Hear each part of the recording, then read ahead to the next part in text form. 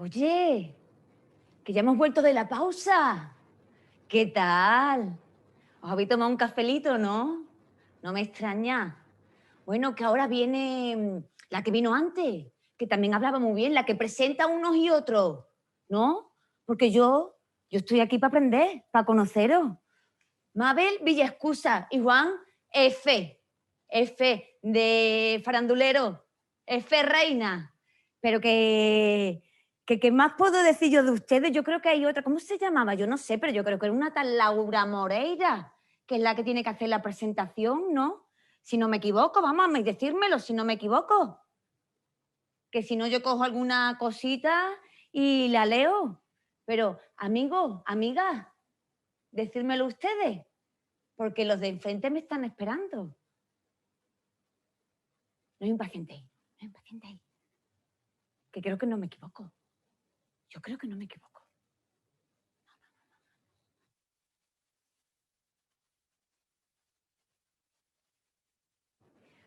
A continuación, os presento la siguiente ponencia marco titulada El papel de la orientación en la escuela inclusiva, evaluación psicopedagógica y respuesta educativa al alumnado, a cargo de doña María Isabel Villaescusa Alejo y don Juan Francisco Reina Moreno.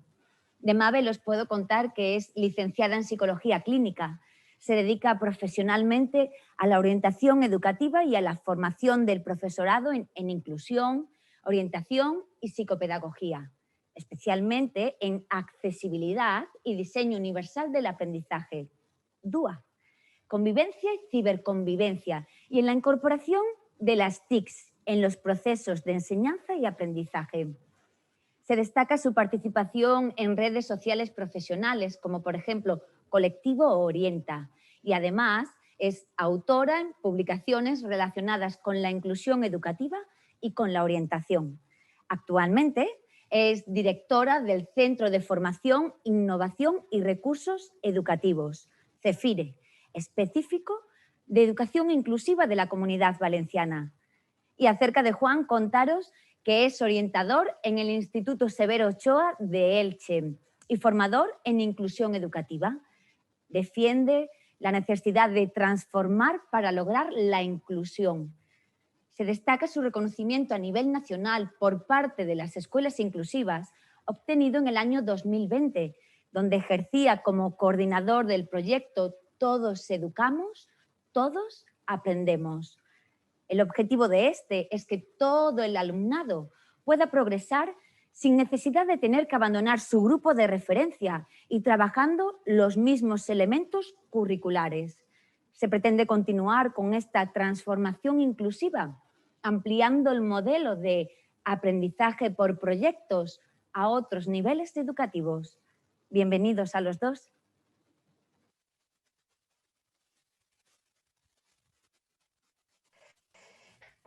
Muchas gracias. Y bueno, agradecer antes que nada a Adela, a Pedro, a Miguel, en fin, al servicio y a la unidad de programas de Badajoz que haya contado con nosotros para estas jornadas. Voy a compartir la presentación antes que nada y comenzamos. Bueno, nuestra idea, como tenemos poquito tiempo, es, bueno, yo me voy a ocupar de hacer un marco un poquito más teórico sobre la inclusión educativa y el papel de la orientación, y por otra parte, pues Juan va a ir luego dando las pinceladas prácticas de lo que hace él en el día a día en su centro. Pretendemos, sobre todo, por mi parte por lo menos, compartir este espacio de aprendizaje y sobre todo, ya que tenemos poquito tiempo, pues provocarnos preguntas, ¿no? Hacernos preguntas de qué supone este nuevo paradigma, este cambio que supone la inclusión educativa para la orientación, ¿no? Y hacernos esas preguntas que luego ojalá tuviéramos tiempo o en otra ocasión pues podamos entre todos responder y dar opciones para su respuesta, ¿no? Bueno, en primer lugar, las ideas fundamentales sobre la inclusión. También os tengo que decir que en la presentación anterior veía en el chat algunas preguntas referidas a la formación del profesorado. Bueno, pues aquí algunas de las cuestiones, bueno, todas las cuestiones que vamos a ver muy brevemente son las que desarrollamos después en la formación de todos los docentes, ¿vale? Porque pensamos que para la inclusión educativa no solamente hay que formar a los especialistas como orientadores y orientadoras, PTs, ALs, sino a todo el profesorado, incluso a toda la comunidad educativa. ¿Por qué? Pues porque la educación inclusiva tiene que ver con todo el alumnado y además en todos los contextos, tanto en el contexto presente como en el futuro, a lo largo de toda su vida.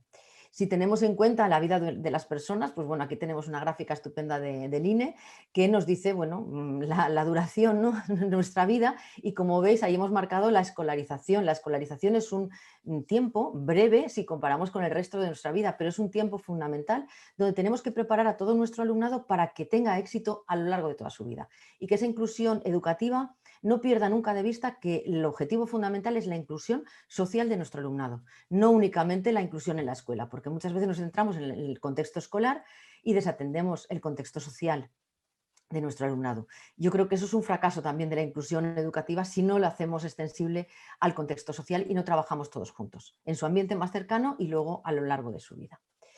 Bueno, dicho esto, bueno, ya se ha comentado antes también, pues Miguel lo ha hecho explícito también y, en fin, está claro que el tema de la inclusión no es un tema, no es algo nuevo, pero lo que sí que hemos de tener en cuenta es que no es ni un regalo, ni es una voluntad, ni es un deseo, sino que es un derecho de todo nuestro alumnado a tener una educación de calidad, inclusiva, equitativa, y así lo marcan todas las normativas y todas las referencias y todas las normas también internacionales y, por tanto, es obligación de la escuela y de todas las personas que componemos esta escuela, pues ofrecerlo, ¿no?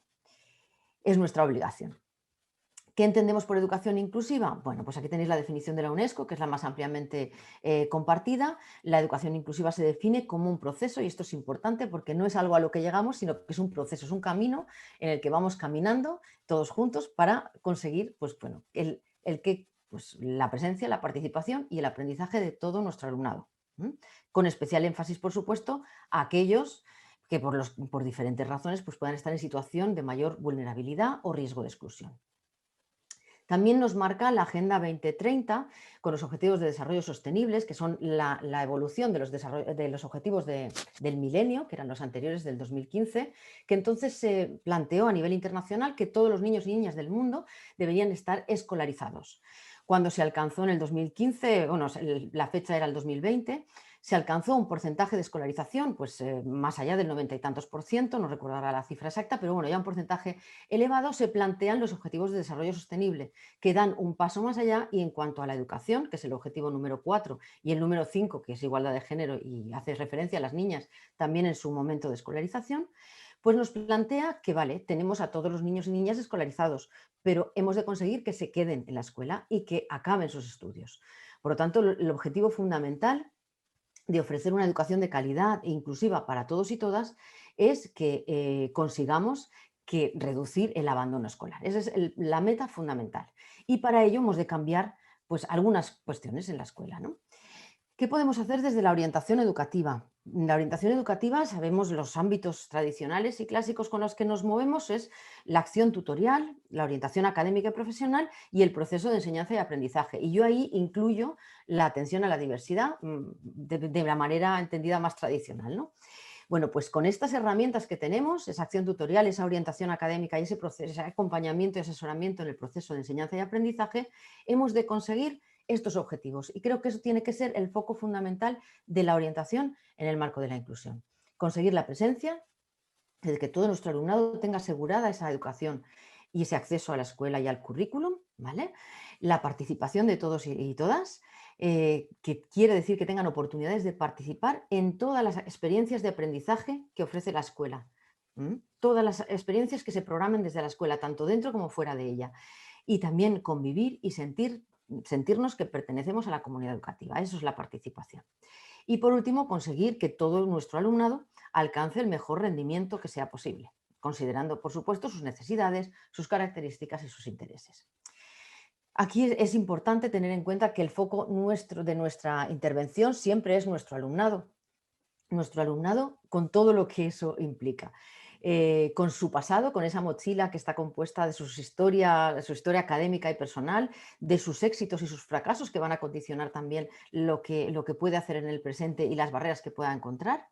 Ese presente que está compuesto por esas expectativas, tanto propias como ajenas, tanto de su familia como de su profesorado y de sus compañeros también y compañeras, y de sus recursos personales. Aquí es importante ir cambiando la visión que a veces nos lleva a pensar más en etiquetas diagnósticas para pensar más en las fortalezas de nuestro alumnado, porque eso nos va a ayudar a construir una respuesta educativa que de verdad le ayude a conseguir avanzar y progresar en sus estudios y en su vida académica y personal también. Y, por supuesto, teniendo en cuenta siempre también su futuro. ¿Qué metas quiere conseguir? ¿Dónde quiere llegar? ¿Qué se plantea? Y bueno, y esa es nuestro línea de trabajo, ¿no? Para todo ello, bueno, nos centramos en las barreras. Todo lo que hacemos con nuestro alumnado se desarrolla en un contexto escolar donde podemos encontrarnos pues, distintos contextos, ¿no? Distintas barreras y distintas mm, bueno, situaciones que nos ayudan o que nos pueden limitar. Todos hemos vivido en nuestra vida de estudiante, estoy segura, situaciones en las que una asignatura o, en fin, o alguna cuestión no se nos daba bien, no había manera de que la entendiésemos o de que superásemos ciertas cuestiones, y cuando algo ha cambiado, pues porque el profesor ha cambiado su manera de explicarlo, o porque nos lo ha explicado un compañero, porque hemos visto un vídeo que nos lo ha clarificado, porque hemos hecho un ejercicio que de pronto hemos visto la luz, ¿no? Cuando ha cambiado ese contexto, hemos sido capaces de entenderlo, por lo tanto, no éramos nosotros los que no podíamos entenderlo, sino que el contexto no facilitaba esa comprensión y no nos dejaba aprender lo que queríamos aprender, ¿no? A partir de ahí, nuestras expectativas son siempre mejores, ¿no? Cuando ya podemos con algo, cambian nuestras expectativas y pensamos y nos sentimos capaces y competentes para hacer frente a nuevos retos, ¿no?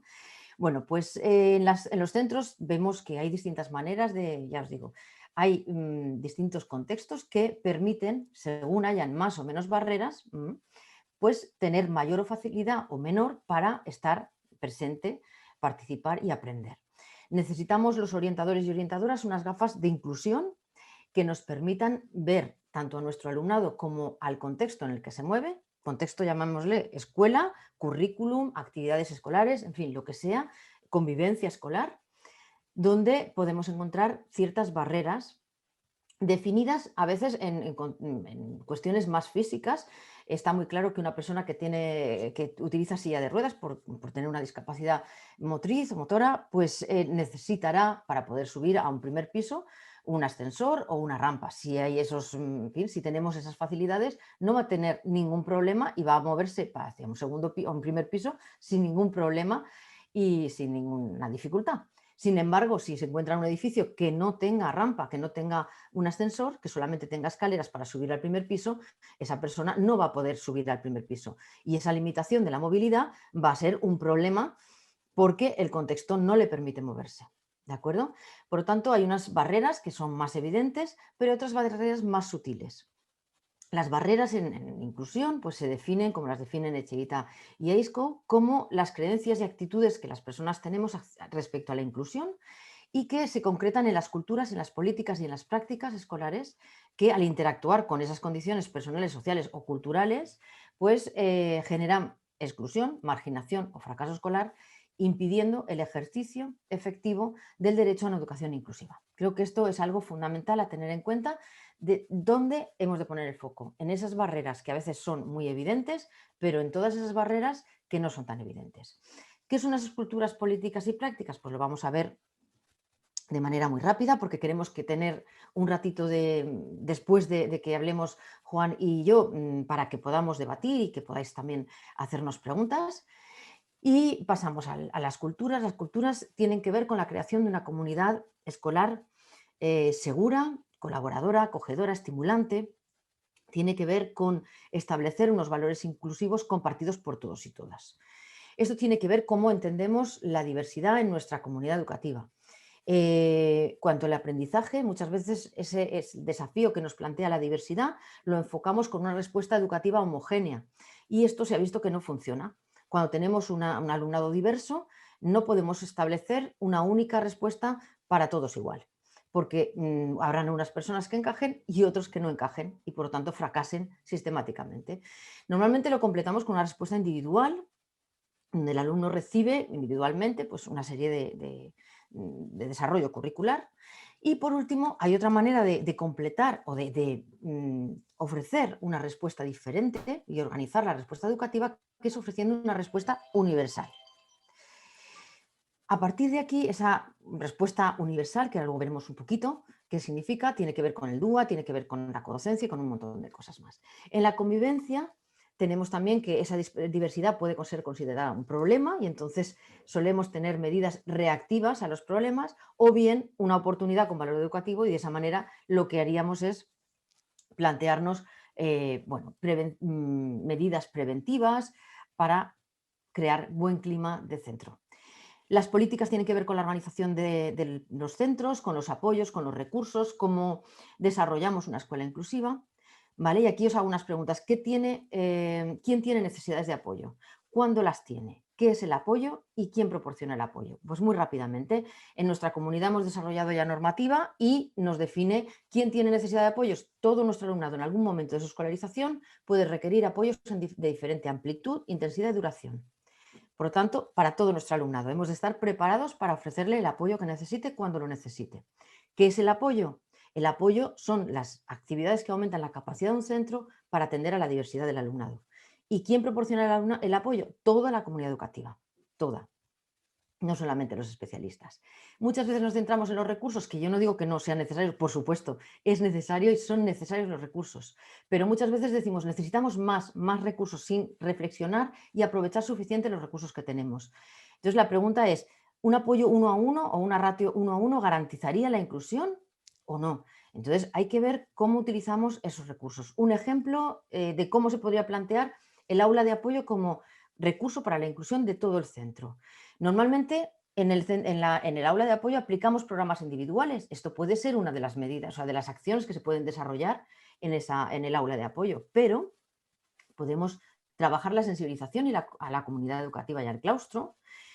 Podemos asesorar y tener recursos para la inclusión, la accesibilidad, la codocencia, metodologías inclusivas en ese aula de apoyo y con esos recursos personales y materiales que tenemos en el aula. Podemos hacer inclusión inversa y trabajar en otras actividades en pequeño grupo, y muchos centros lo están haciendo ya, donde el alumnado sin necesidades educativas acude con algunos alumnos que sí que tengan más necesidades a hacer pequeñas tareas o grupos cooperativos o trabajos en el aula de apoyo. ¿Vale? Y también, por supuesto, seguir manteniendo, cuando sea necesario, esos programas individualizados que pueden requerir algunos alumnos y alumnas. También hay que tener en cuenta que los apoyos no son solamente lo que tenemos en el centro, sino que hay unas redes de apoyo en la inclusión en nuestro entorno más o menos próximo, que hemos de conocer y aprovechar. Y yo creo que esta es una de las principales herramientas para la orientación educativa en este momento, para llevar a cabo la inclusión. ¿Vale? Ahí tenemos pues, bueno, un montón de servicios y de programas. Esta presentación también os la pasaremos. Las prácticas tienen que ver con poner en acción todo lo que hacemos al día a día. Aquí tenemos, por ejemplo, la necesidad de conocer las barreras que puedan haber en la accesibilidad física, sensorial, cognitiva y emocional de nuestro alumnado. En un grupo de chicos y chicas hemos de conocer cuáles son sus barreras para tenerlas en cuenta cuando hagamos cualquier actividad y cuando se plantee cualquier actividad. Y también el diseño de actividades siguiendo los principios del diseño universal, la implicación, el feedback, el acceso a la información, la expresión del conocimiento. Aquí tenéis un ejemplo que resume todo esto. Cuando tenemos que leer un libro en clase, podemos elegir un solo libro, o sea, un libro para los que puedan leerlo y para los que se queden por debajo o por encima de la competencia lectora que requiere ese libro, pues ofrecer libros diferentes, que es lo que a veces solemos hacer. Esto nos lleva a un contexto de aprendizaje que no es inclusivo, porque cada uno lee una cosa diferente y luego no puede participar en un debate o un diálogo. Aquí tenéis un ejemplo donde el mismo libro, con diferentes, eso sí, calidades literarias, pero con la misma historia. Tenemos en La isla del tesoro en lectura fácil, un texto adaptado, en texto original, en vídeo, una película, en audiolibro, en inglés en versión adaptada y en inglés en versión original. Con lo cual tenemos una actividad multinivel que nos permite que todos después compartamos el mismo espacio de aprendizaje y de compartir ideas y demás. Creo que ya se me pasa el tiempo, no tengo aquí, vale. Y bueno, voy a ir muy rápida con lo que me queda. Simplemente deciros que en la Comunidad Valenciana se ha establecido también que bueno, la evaluación psicopedagógica tiene la idea sobre todo de establecer niveles de apoyo y organizar Nuestro papel de orientación es acompañar a los centros en el diseño para la organización de distintos niveles de respuesta educativa. Se basa y se parte toda esta idea del modelo de respuesta a la intervención, que nos dice que si utilizamos un apoyo y estrategias para todo nuestro alumnado en el aprendizaje y en la convivencia, vamos a poder atender sin necesidad de adaptar nada al 80% de nuestro alumnado, si esto lo hiciéramos bien, ¿vale? Y ese sería un nivel 1 de respuesta. El nivel 2 de respuesta estaría destinado a un 15% de alumnado para el que esto no sería suficiente y necesitaría un apoyo focalizado. Aún así, habrá un 5%, eso es lo que se estima, que necesite un apoyo más intensivo. ¿De acuerdo?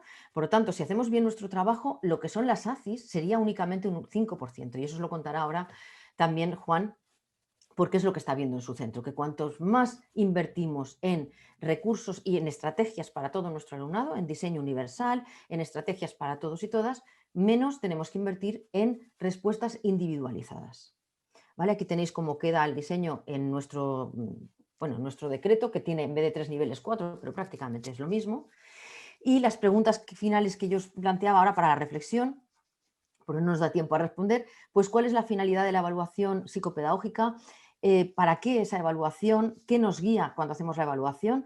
Y yo aquí planteo, ¿qué nos guía? ¿El diagnóstico o la organización de la respuesta? Yo creo que esto es fundamental. Hay que ir cambiando esa idea de que nuestra finalidad es diagnosticar, sino buscar ideas y, que nos ayuden a diseñar una buena respuesta educativa. ¿Qué evaluamos? ¿Dificultades, fortalezas? ¿Qué evaluamos al alumnado solamente o al contexto? Es fundamental evaluar el contexto donde está nuestro alumnado, porque es ahí donde vamos a encontrar las barreras. ¿Con qué evaluamos? Muchas veces cuando hablamos de evaluación inclusiva, de orientación inclusiva, nos centramos en si los test son o no inclusivos. A mí me da lo mismo lo que utilicemos. Si utilicemos un test o utilicemos la observación, yo creo que todo instrumento es bueno siempre y cuando tengamos claro que nuestra finalidad es organizar una buena respuesta educativa. ¿Qué papel tiene el informe psicopedagógico? ¿Qué diferencia hay entre informe y evaluación? Todas estas cuestiones yo creo que son importantes planteárnoslas. La evaluación no nos lleva muchas veces a un informe, pero sí nos ha de llevar a una respuesta educativa. Y yo creo que esa es la clave fundamental. Y bueno, y simplemente la última idea que os dejo aquí en el aire es: ¿podríamos entre todos y todas definir unas culturas, políticas y prácticas para la orientación educativa en el contexto de la inclusión? Y esa es la pregunta con la que os paso ya a Juan.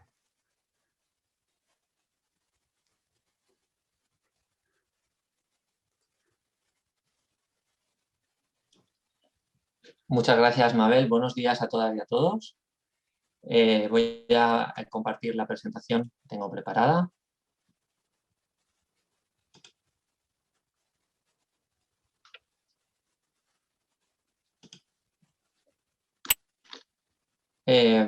Creo que ya se me escucha y se ve bien la presentación. Ahora mismo entiendo que sí. Bien, bueno, pues un poco al hilo de todo. No se ve la presentación, Juan. Vale, un segundito. Vuelve a compartir.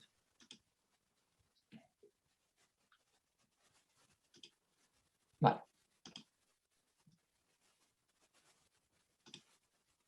Ahora ya debería verse. Gracias, Mabel. Bien, bueno, pues un poco al hilo de todo lo que ha ido comentando Mabel, la idea que quiero trasladar es comentar cómo el Departamento de Orientación está siendo un facilitador para avanzar hacia la inclusión en un centro educativo en concreto, que en este caso es el mío, el Instituto Severo Ochoa de Elche, en Alicante. Voy a dar un par de pinceladas sobre el centro para que podáis comprender un poquito más cuál es la situación en la que estamos. El centro se encuentra cerca de una zona industrial de la ciudad, escolariza alumnado de un barrio de un nivel socioeconómico medio-bajo.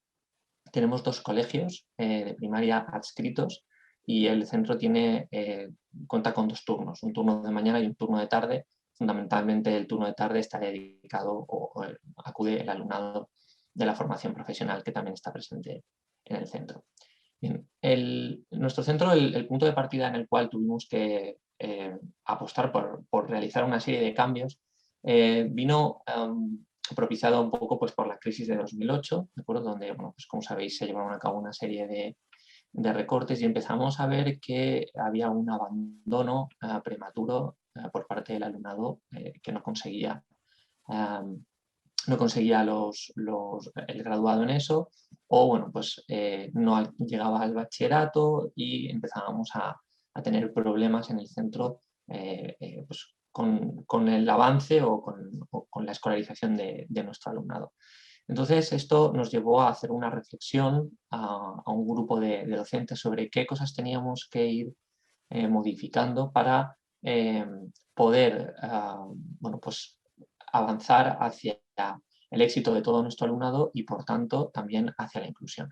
Por supuesto, contamos con el apoyo incondicional del equipo directivo como parte o en su papel como líderes pedagógicos del centro, y en este caso el Departamento de Orientación, como ahora iremos viendo, ha sido una pieza clave que ha estado presente a lo largo de todo este proceso. Este proceso comenzó aproximadamente hace 11 años, con lo cual todo lo que os voy a contar, que quizá os puede abrumar, es fruto de cambios paulatinos a corto plazo, quiero decir, hemos ido cambiando cosas muy poquito a poco y algunas cosas que no nos han ido funcionando lo hemos podido descubrir porque hemos ido midiendo y hemos apostado quizá pues, por abandonar este tipo de actuaciones que no nos aseguraban ese éxito y apostar en este caso por otras. Vamos a ir viéndolo poco a poco. Fundamental al plantear toda esta situación, la coordinación docente. Porque nos dimos cuenta de que el profesorado, bueno, pues tradicionalmente siempre ha sido un profesional que ha trabajado más aislado, quizá, donde la coordinación no se ha hecho tan necesaria, incluso en las propias, digamos, normativas que podemos tener sobre el horario del profesorado, etcétera. Las coordinaciones muchas veces no se contemplan, y esto para nosotros nos obligaba o nos dábamos cuenta que trabajando como islas, como profesionales totalmente desvinculados de una coordinación, no podíamos avanzar en lo que era nuestro objetivo. Para ello, hace 11 años planteamos un proyecto al que le llamamos TEA, Todos Educamos y Aprendemos, nada que ver con el trastorno espectro autista, coinciden las letras en este caso, y el proyecto TEA ha sido un poco la plataforma en la cual el profesorado ha visto la necesidad de trabajar de manera conjunta apostando por la inclusión. En este caso, el proyecto está liderado por una serie de docentes estables en el centro con destino infinitivo. Contamos con la jefa de estudios, contamos con la coordinadora de secundaria, contamos con los 2 orientadores, puesto que el departamento de orientación de nuestro centro está compuesto por 2 orientadores definitivos y una compañera que es la PT del centro, también definitiva de plantilla. Y en este caso, ambos orientadores formamos parte de ese núcleo un poco más reducido del proyecto, junto con otros profesores y profesoras de diferentes especialidades, como digo, con destino definitivo en el centro. En este caso, somos un grupo de profesorado que se empezó a formar en metodologías, en convivencia, en educación emocional, en el origen y a lo largo de todos estos años, como os iré explicando, y formamos un poco el núcleo que toma decisiones con respecto a lo que es el proyecto TEA en general. El proyecto TEA está compuesto por todo el profesorado que imparte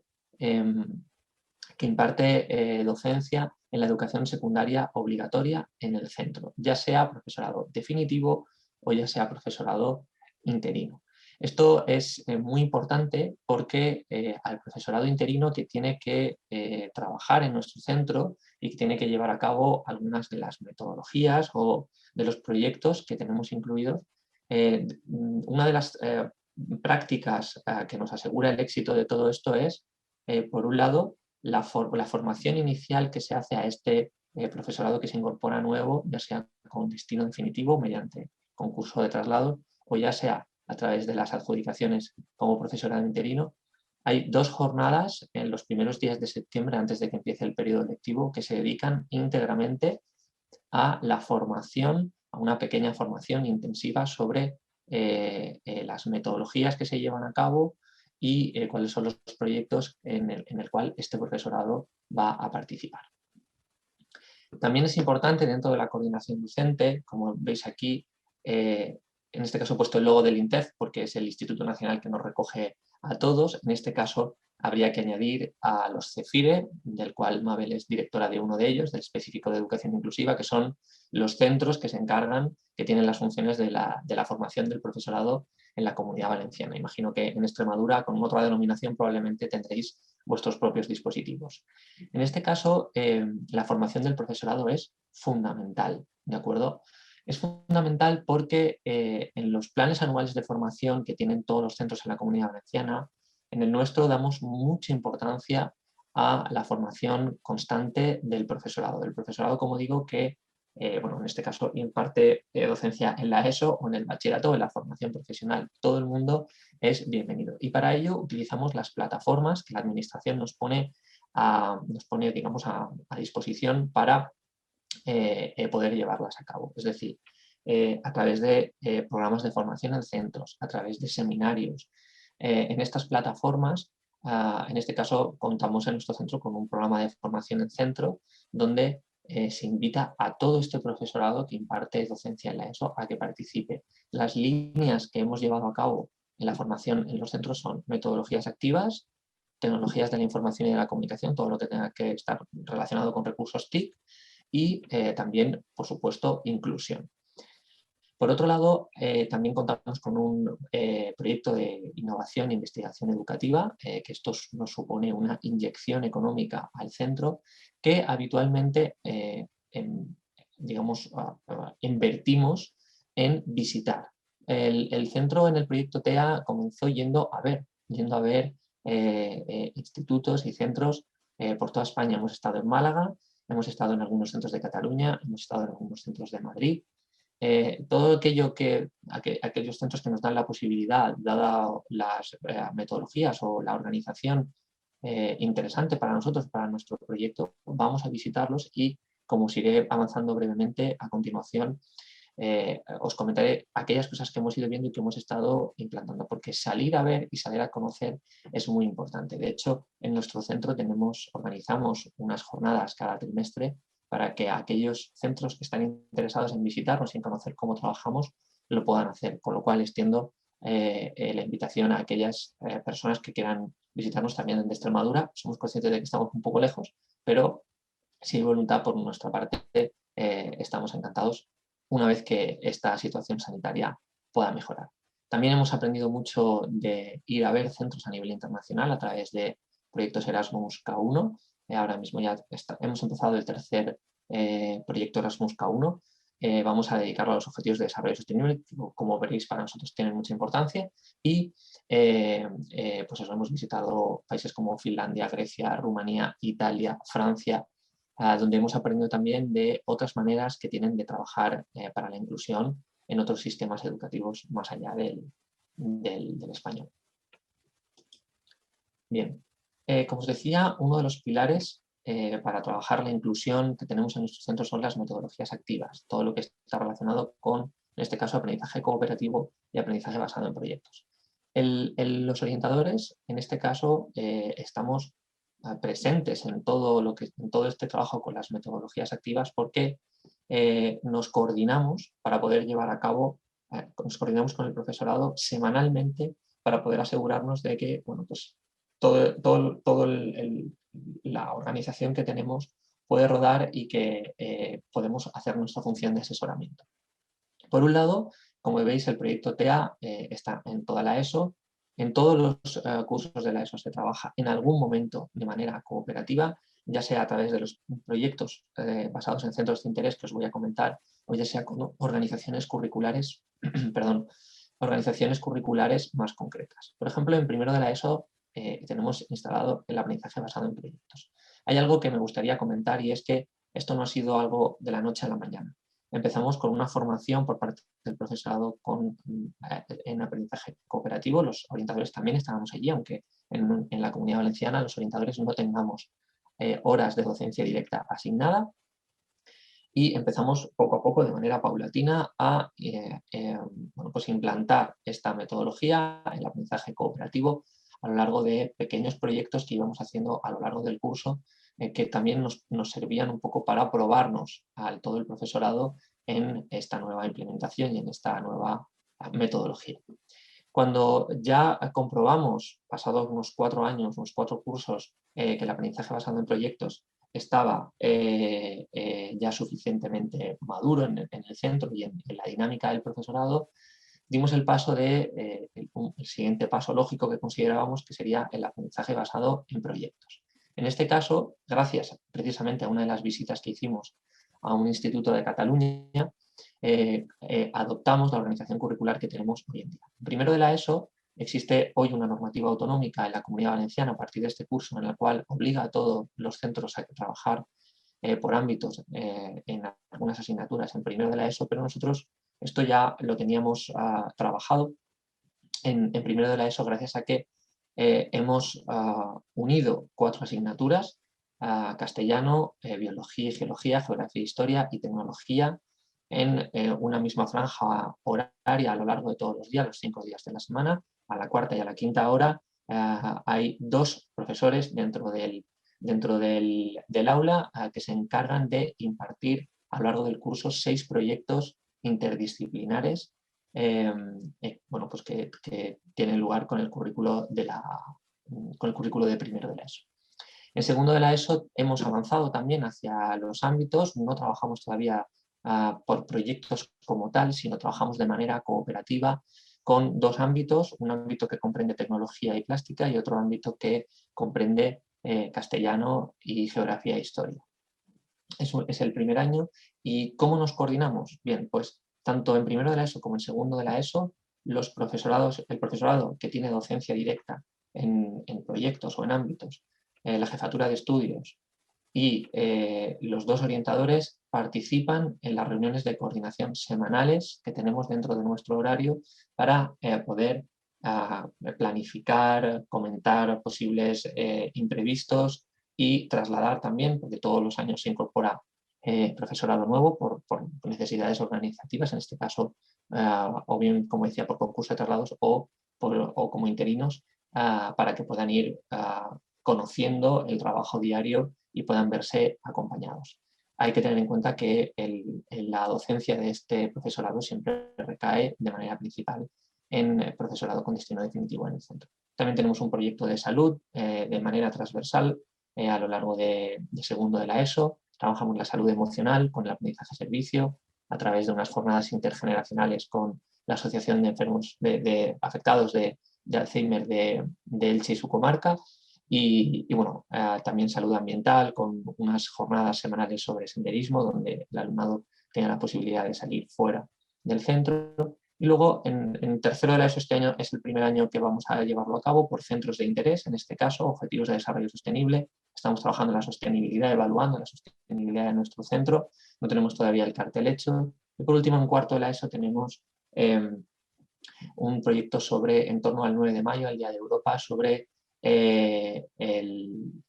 la mujer, las personas con diversidad afectivo-sexual y las personas con discapacidad como parte de la inclusión. Damos protagonismo a través de las digamos de las distintas asignaturas de personajes europeos con alguna de estas características que trabajamos de manera cooperativa durante 10 días en el curso con la idea de poder hacer una exposición de estos personajes en torno al 9 de mayo. El diseño universal para el aprendizaje accesible y la programación multinivel tienen mucha importancia, tanto en proyectos en primero de la ESO como en ámbitos en segundo de la ESO. Lo que es la programación, basándonos en estas metodologías, es una programación multinivel. Mi compañera, la PT, está presente también en estas reuniones de coordinación, que la he obviado, pero está también presente, porque nos tenemos que asegurar que la programación que se va a llevar a cabo sea una programación multinivel, que utilice la taxonomía de Bloom, que es un planteamiento pedagógico que había quedado un poco desfasado, pero que ahora para trabajar la inclusión consideramos que es necesario.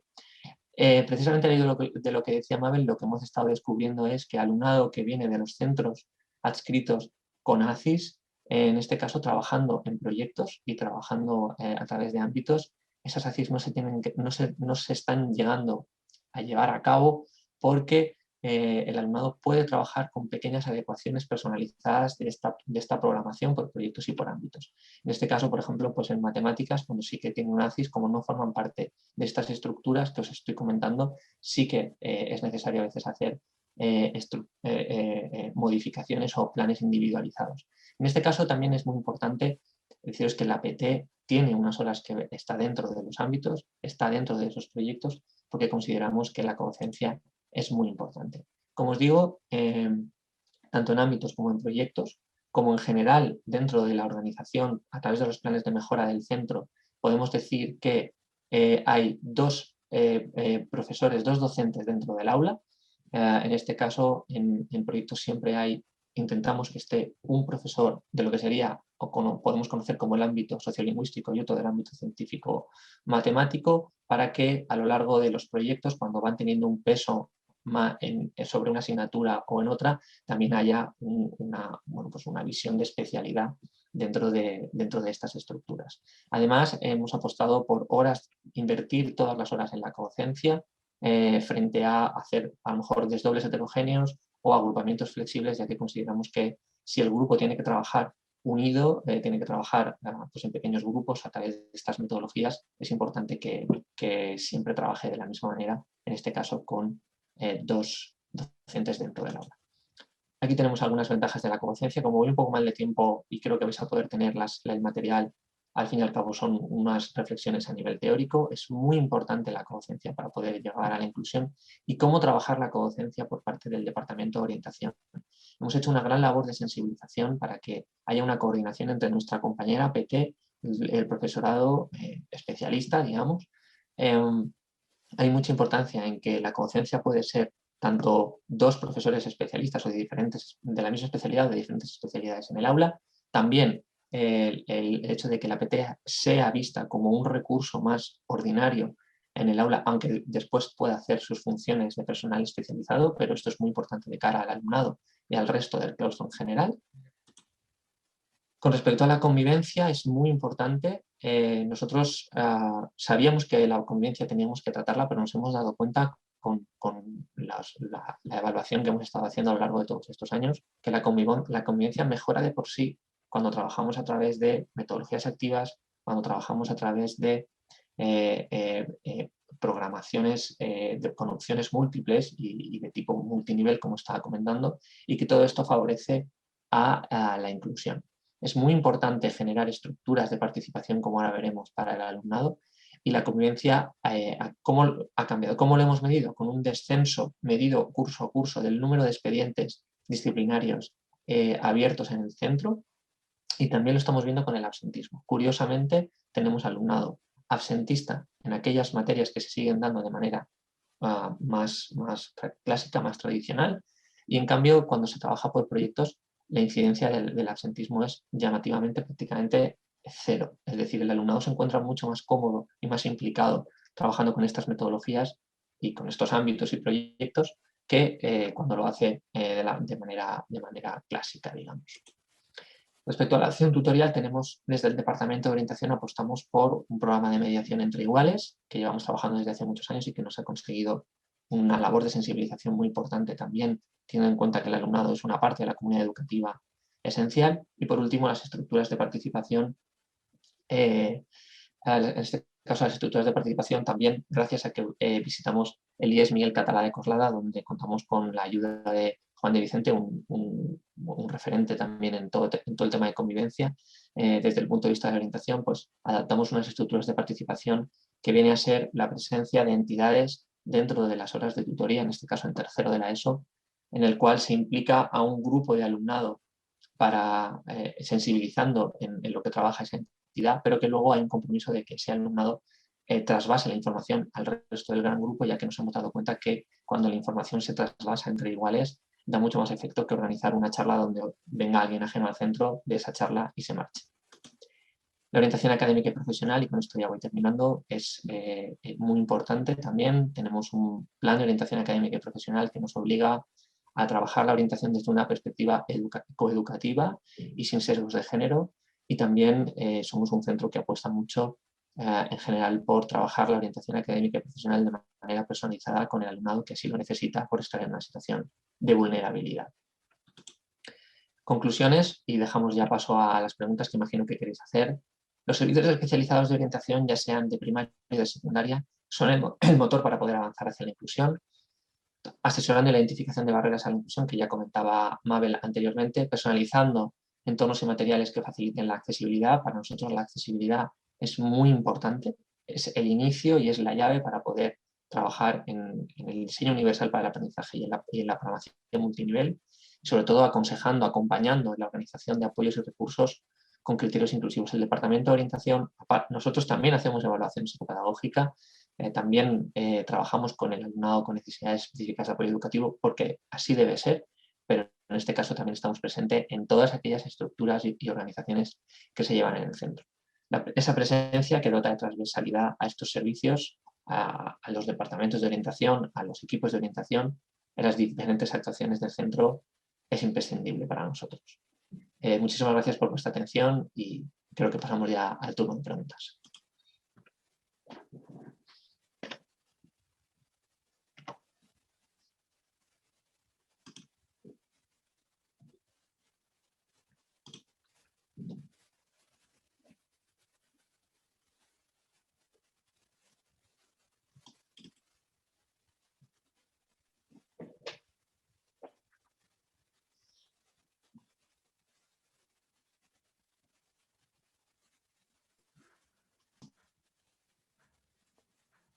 No sé si alguien de la organización nos va pasando las preguntas o contestamos a las que hemos visto. Yo he visto por ahí ya alguna.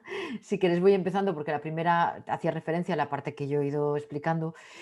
Claro, con el ánimo de ser breve y concisa, pues no he explicado con suficiente profundidad algunas cuestiones, ¿no? Entonces se comentaban en el chat, bueno, que no identificar las causas de las dificultades, en fin, como contrapuesto a trabajar de una manera, a organizar la respuesta educativa. Bueno, yo no he querido decir que no se tengan que identificar las causas, al revés. En primer lugar, para poder organizar una respuesta educativa, lo que hemos de hacer es identificar las barreras del contexto y conocer bien las condiciones de nuestro alumnado que pueden, en interacción con ese contexto, pues encontrarse con barreras para la presencia, la participación y su progreso. Con lo cual, una pieza fundamental y el eje de toda la organización de la respuesta precisamente es la identificación de esas dificultades y indagar en sus causas, ¿no? Y por qué ocurre, solo que en esa indagación en las causas no tiene que estar focalizada únicamente en el alumnado, como hasta ahora solíamos hacer, sino ir más allá y evaluar el contexto, que es el que en un momento determinado puede generar esas barreras y puede impedir y obstaculizar el progreso del alumnado. Espero que con eso os quede más claro. Hola, Pedro. Hola, Mabel, hola, Juan. En primer lugar, bueno, disculpar la entrada atropellada. Daros las gracias por vuestra participación, por compartir con nosotros vuestra experiencia. No hacemos más que tener buena conexión con el Levante. La última relación ha sido con Murcia. No tenemos AVE, pero tenemos una voluntad profunda de compartir conocimientos, porque al final vivimos realidades muy parecidas. Hay una reflexión de nuestro compañero José Luis Ramos al principio de tu intervención, Mabel, donde hace referencia a que en ocasiones cuando tenemos muchas dificultades en los centros para atender a la diversidad de nuestro alumnado, nos centramos más en las respuestas, en generar respuestas rápidas que en intentar hacer un diagnóstico del origen de las dificultades. No es exactamente una pregunta, pero es una reflexión que creo que nos sucede a todos, ¿no? Que muchas veces la vorágine de lo que pasa en los centros nos lleva un poco a intentar apagar fuegos antes que localizar el foco, ¿no? Y quería compartirlo contigo, Mabel. Sí, bueno, un poco es lo que me refería también, que muchas veces nos centramos en esa inmediatez Y esa inmediatez también nos pasa en el tema de la convivencia. Si no planificamos la convivencia adecuadamente, vamos a estar mucho más tiempo dedicándonos a reaccionar ante conflictos que se nos van de las manos, incluso situaciones de acoso y demás, que si invertimos tiempo en prevención. Pues ocurre lo mismo en el aprendizaje, ¿no? Y en la respuesta que tenemos que dar desde la orientación y a la hora de hacer una evaluación también. No tanto invertir, o sea, es necesario reaccionar cuando hay algún problema, por supuesto, pero hemos de planificar una respuesta preventiva y una intervención desde un punto de vista mucho más amplio y a largo plazo. ¿Qué necesitamos? Pues bueno, para que haya una inclusión real, pues lo que ha dicho Juan, se necesitan muchos años. Se necesita un trabajo cooperativo, coordinado, cooperativo, colaborativo entre toda la comunidad educativa, donde vayamos todos hacia la misma dirección y que, ya os digo, no es una cuestión de reaccionar ante los conflictos o ante los problemas que vayan surgiendo, sino, además de hacerlo, planificar toda esa acción que puede llevarnos a que esos problemas vayan a menos.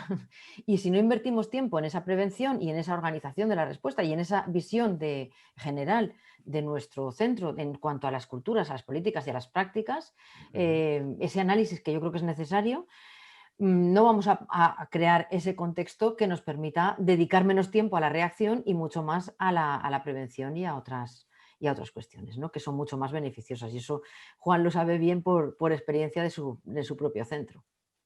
Bueno, como sabéis, en Extremadura desde hace un par de cursos estamos llevando a cabo un programa de implementación de metodologías activas y de trabajo competencial en educación emocional y funciones ejecutivas en general, y tiene mucha similitud con vuestro proyecto TEA. Están asistiendo también orientadores Actívate. No son dos orientadores en un centro, sino que hay un orientador en Extremadura y en cada uno de los 50 centros seleccionados para el programa Actívate existe un perfil de orientador, pero de orientador Actívate, que es el encargado de implementar las metodologías activas y de trabajar esos aspectos competenciales que os decía.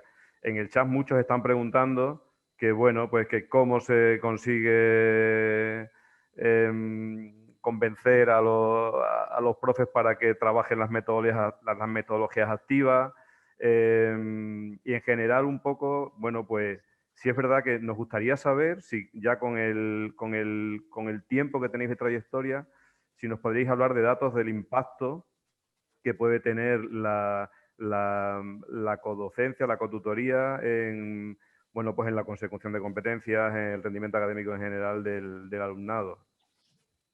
Sí, bueno, la verdad es que he oído algo del tema sobre el programa Actívate y esta mañana he estado leyendo un poquito sobre el programa y es muy interesante porque es una oportunidad excelente para poder sensibilizar y trabajar en este caso y además darle una importancia a la figura del orientador como pues eso, un perfil dinamizador para este tipo de cuestiones.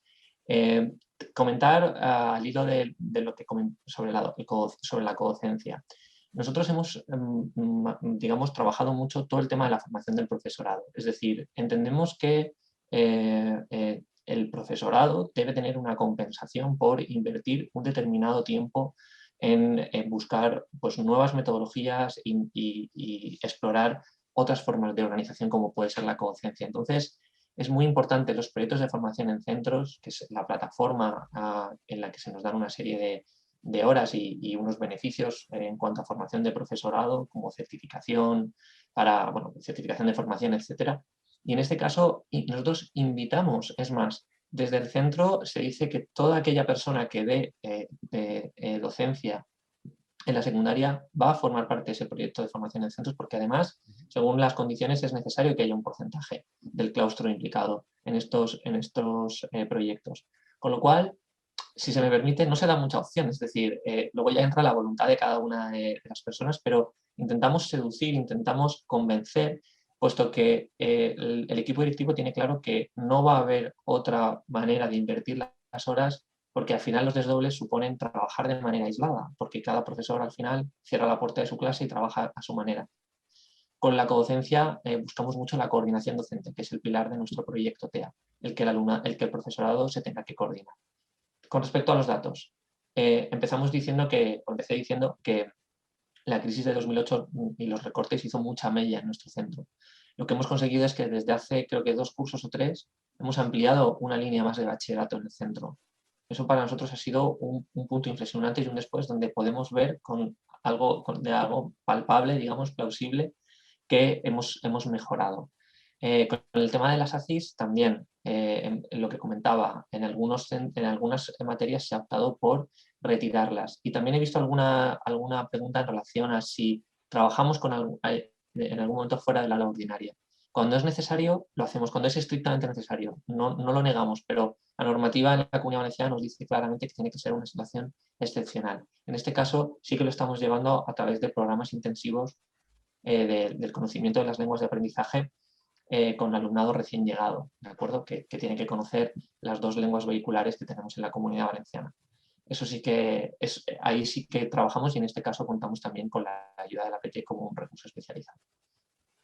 Vale, y una pregunta que también queríamos formularos era, aprovechando que tenemos a la directora del CEFIRE específico, sabéis que el equivalente nuestro son los centros de profesores y recursos, los CPR, pero no tenemos esa diversidad, esa especificación de algunos, como tenéis vosotros, de CEFIRE de educación infantil, de FP, humanístico. ¿Qué papel juega los CEFIRES, los generales y el inclusivo a la hora de formar o de relacionarse con los orientadores? El orientador, la orientadora, dentro del organigrama del CEFIRE, ¿qué situación tiene? Lo digo más que nada por ir cogiendo pistas para nosotros. Bueno, pues la red de CEFIRE cambió hace unos años en la Comunidad Valenciana y contamos con 12 CEFIRES que están en distintas localidades del territorio. Digamos, a lo largo de todo el territorio hay unos CEFIRES territoriales donde hay asesores de distintas especialidades, entre ellas de inclusión educativa.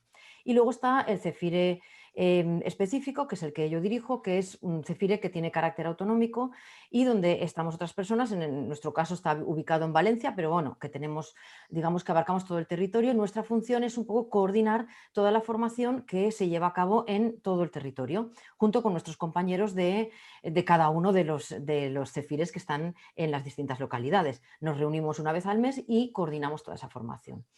Dentro de estas asesorías de formación de inclusiva, no solamente hay orientadores y orientadoras, que somos unos cuantos, pero sino que se quería además que fuera más amplio el perfil, porque se entiende que la inclusión educativa no es algo de los orientadores y orientadoras solamente, sino que es algo de todo el profesorado, con lo cual el perfil de asesorías de inclusión educativa está compuesto por orientadores y orientadoras, PTs, ALs y también por profesorado.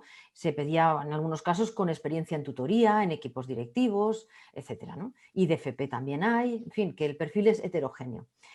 Desde luego nos compete la formación de los orientadores y orientadoras y de todo el profesional de apoyo a la inclusión, pero lo hacemos desde 2 vertientes. Una, igual que formamos al profesorado en general, en cuanto a culturas, políticas y prácticas inclusivas, y ahí hemos articulado todo lo que sería la formación del profesorado y de los especialistas también, y luego unos itinerarios específicos para continuar su actualización profesional en cada uno de esos perfiles.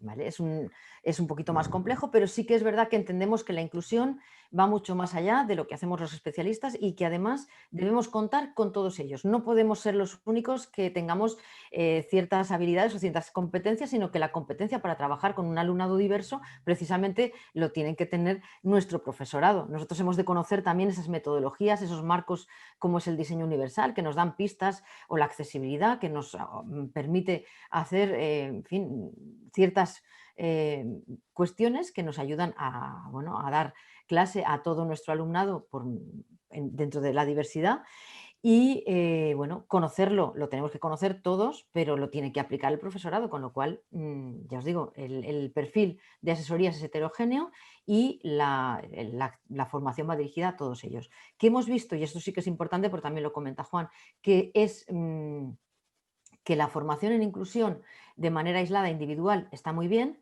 pero que es mucho más eficaz y tiene mucho mayor impacto cuando se traduce en un plan de formación dentro del propio centro. Y es el propio centro el que evalúa su contexto escolar y quien se plantea cambios en el mismo. Y ahí es fundamental el acompañamiento de esa formación, que es la que nosotros trabajamos.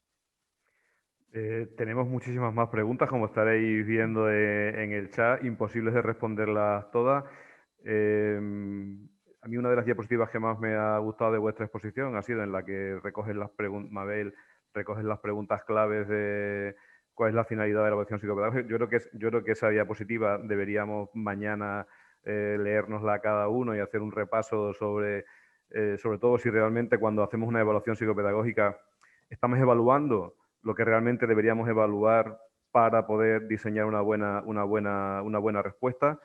Yo creo que ese tipo de actividades, más que facilitarnos la formación inmediata, lo que nos hace es despertar la curiosidad por todo lo que nos habéis contado. Y sí nos gustaría que Juan, como casi el equivalente a nuestros orientadores Actívate, les mandaras un mensaje de optimismo a todos los orientadores y orientadoras Actívate que están ahí luchando porque los compañeros trabajen por proyectos, hagan visual thinking.